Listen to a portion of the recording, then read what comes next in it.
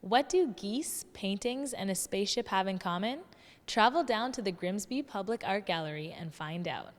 It's all about early ideas of space travel, or inspired by some of the earliest ideas of space travel.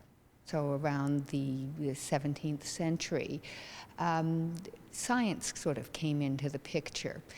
But our ancestors then were really dealing with trying to figure out how the world worked from a scientific perspective without having access to what we would consider to be basic scientific knowledge. So people had observed for many, many years that migratory wild geese, in the fall, they would watch them fly up into the sky and disappear across the face of the moon. And that would be the last they saw them until the spring, when they were observed flying back across the face of the moon. And there they were. So the logical assumption was they must go to the moon for the winter. John Wilkins, who was an eminent scientist of the mid-1600s, designed a spacecraft, or a moon ship, a ship that could carry a person to the moon based on that premise. And I understand that 3 artists came together to create the final frontier. Can you tell me a little bit about those artists?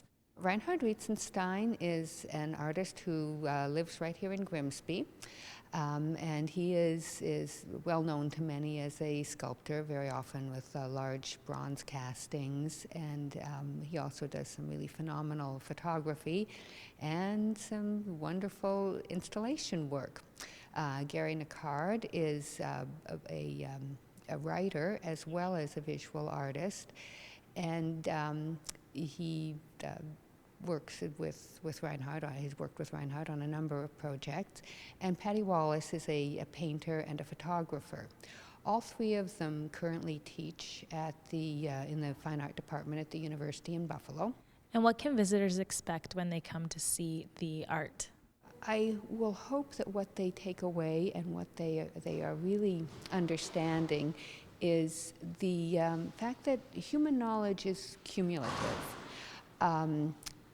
When some of the ideas, the historic scientific ideas that Reinhard and Gary were working with when they first started developing the moon ship and the space capsule that is also part of the show, when those ideas were current, that was the apex of human scientific knowledge.